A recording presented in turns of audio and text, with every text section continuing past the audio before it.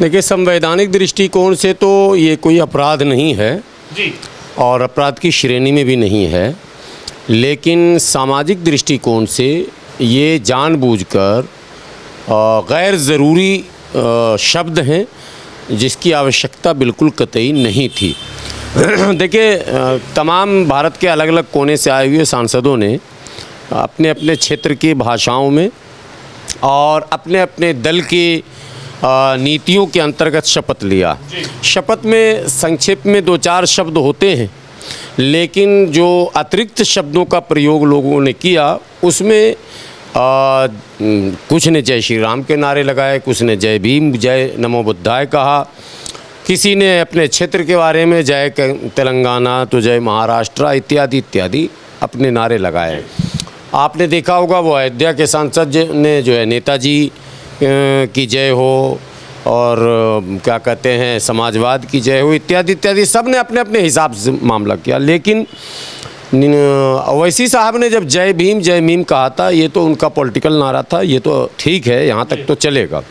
जय फिलिस्तीन बिल्कुल आउट ऑफ सब्जेक्ट था, कोई विषय नहीं, कोई मौका नहीं, कोई महल नहीं। मुझे लगता है कि या तो ओवैसी साहब के मन में कोई बातें ऐसी रही होंगी, योजनाबद्ध तरीके से उन्होंने ऐसे शब्दों का प्रयोग किया ताकि चर्चा बढ़े, और नहीं तो जिन बातों पर चर्चाएं होनी थीं, जो संविधान को माने सीधे से समझिए टक्कर देने वाली बातें हुई हैं, उन पर बहस होनी थी, उन पर बहस ना होकर जय फिलिस्तीन पर पूरी मीडिया में अब बहस हो रही है। मुझे लगता है कि ओवैसी साहब शायद यही चाह रहे थे कि चर्चे में किसी भी तरह बने रहना है तो कुछ नई बातें करनी होंगी, और नई बातों में उन्हें लगा कि फ़िलिस्तीन का नाम लिया जाए।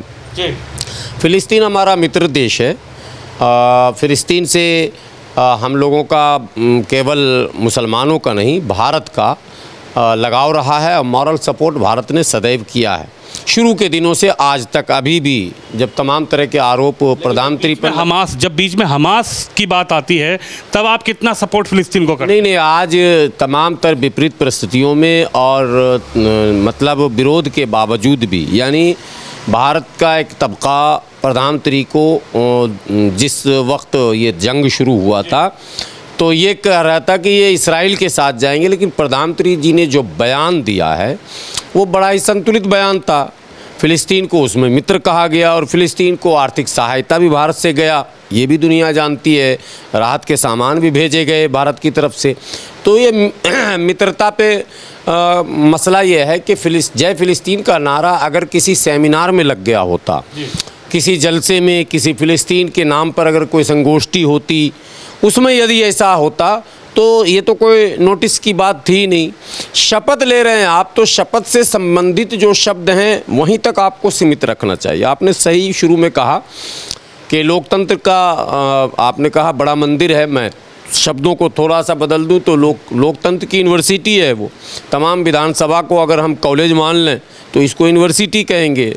ये वो जगह है जहाँ से भारत के उन तमाम शोषितों, पीड़ितों, वंचितों, अपेक्षितों और गरीबों के भाग का फैसला होना, इसी के लिए निर्वाचित होकर सदस्य आते हैं। अलग अलग भारत के क्षेत्रों से आते हैं, कोई बाढ़ प्रभावित क्षेत्रों से हैं, कोई जंगल के क्षेत्रों से हैं, कोई पहाड़ के क्षेत्रों से हैं, कोई सुखाड़ प्रभावित। तो वो अपने अपने क्षेत्रों की समस्याओं पर, रोज़ी पर, रोटी पर, पढ़ाई पर, लिखाई पर, दवाई पर, विकास पर, तरक्की पर, पानी पर, सड़क पर, बिजली पर, नौजवानों के तमाम मतलब विकास के क्या क्या संभावित मार्ग होंगे, उन सब चीज़ों पर बहस यहाँ होनी है।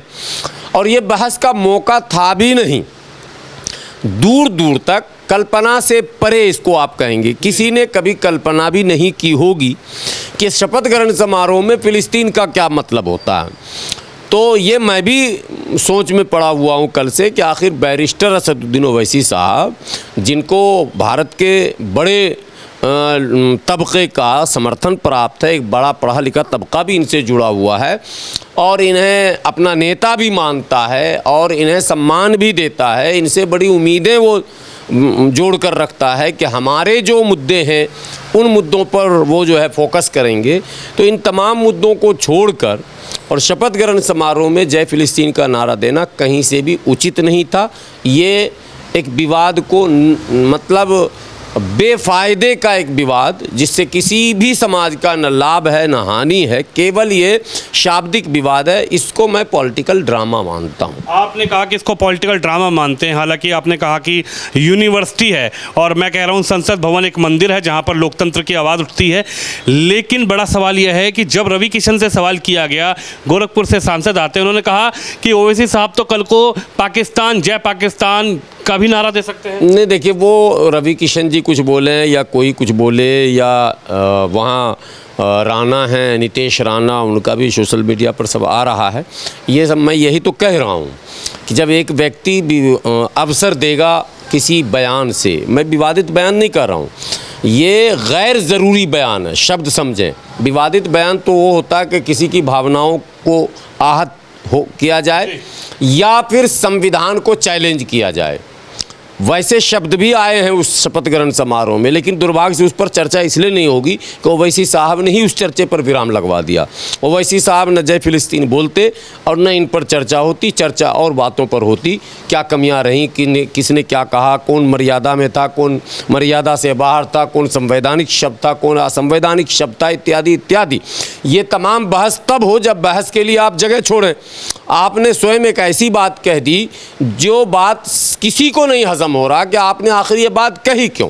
आप भी एक समाज सेवी हैं, आप भी एक मुस्लिम तबके से आते हैं। अगर मैं आपसे ये सवाल करूं कि आप वंदे मातरम, भारत माता की जय, हिंदुस्तान जिंदाबाद आप बोलेंगे आज कैमरे के सामने? हाँ, कैमरे के सामने ज़रा सीरियसली समझेंगे। हम लोग जय हिंद, जय भारत, जय संविधान, जय भारत की जनता सब कुछ कहते हैं। माता जो है, मैं यही तो कह रहा हूँ, जैसे आपने कहा लोकतंत्र का मंदिर, मंदिर आस्था का शब्द है।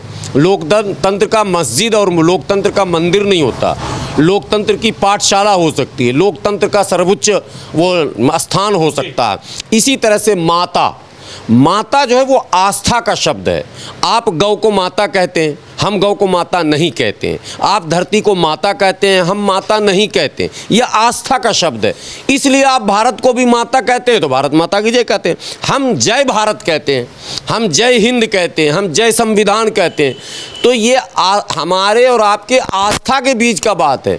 आप वही शब्द आप कह रहे हैं, आप आस्था के साथ कह रहे हैं और हम बगैर आस्था के, चूंकि आपका उसमें धार्मिक आस्था जुड़ा हुआ है। कुछ लोग कह रहे हैं कि ओवैसी साहब जय भारत बोल सकते थे, ओवैसी साहब वंदे मातरम बोल सकते थे, ओवैसी साहब हिंदुस्तान जिंदाबाद बोल सकते थे, लेकिन जय फिलिस्तीन ओवैसी साहब ने ऐसा क्या भाव रहा ओवैसी साहब का?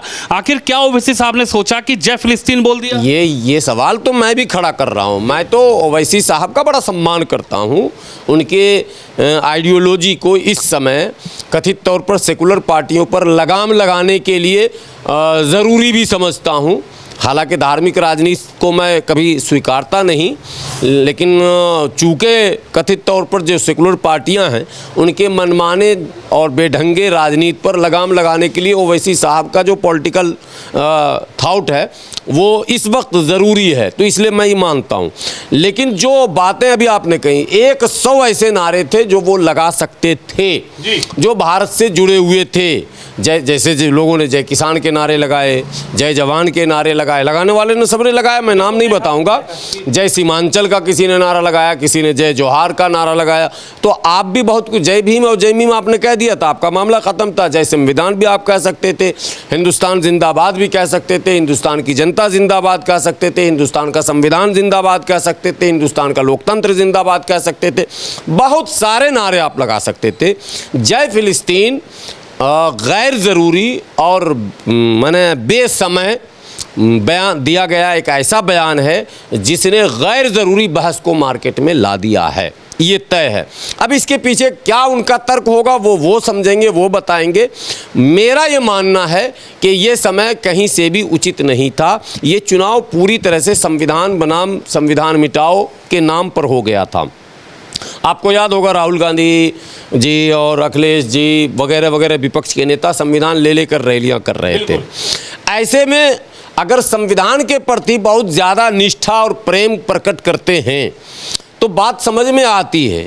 इस फिलिस्तीन के मुद्दे पर तो चुनाव हुआ भी नहीं था और ना प्रधानमंत्री जी ने फिलिस्तीन को लेकर कोई ऐसा बयान दिया था। प्रधानमंत्री जी ने चुनाव में अगर बयान दिया था तो भैंस और मंगलसूत्र इत्यादि इत्यादि। तो कोई अगर प्रधानमंत्री जी को कटाक्ष करना चाह रहा हो तो उनके लिए कुछ अलग शब्द ला सकता था। एक बात बताओ, हालांकि मैं बिल्कुल इसकी अनुमति नहीं देता, लेकिन आपने फिलिस्तीन कहाँ से लाया? फिलिस्तीन कोई सब्जेक्ट था ही नहीं, कोई पार्ट ही नहीं था चुनाव का, वो बहस का मौजू रहा। हमेशा वो जो विदेश नीति हमारी रही है उसका एक पार्ट रहा, आज भी वो विदेश नीति का पार्ट है हमारे।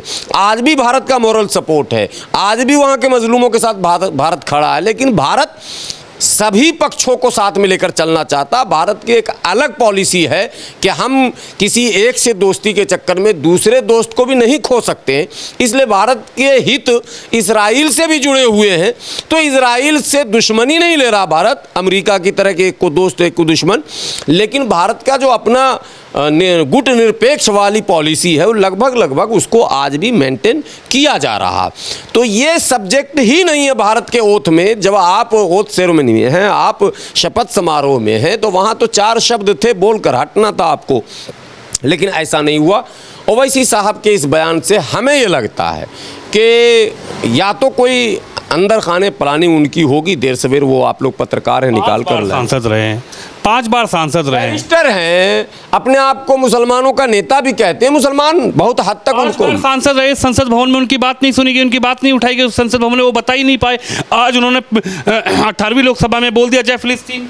नहीं, ये सवाल उनसे पूछना था कि ये शपथ ग्रहण समारोह में फिलिस्तीन शब्द आपने कैसे जोड़ लिया और इसका कनेक्शन क्या है? तो गिल्टी फील नहीं कर रहे, वो कह रहे संविधान में ऐसा कुछ है नहीं, मैं नहीं बोल सकता। मैंने शुरू में आपको शुरुआत करी इस बात से। मैंने शुरुआत ही इस चीज़ की, असंवैधानिक बयान नहीं है, लेकिन यह असामाजिक बयान है, गैर जरूरी बयान है। दोनों शब्द समझिए पहले।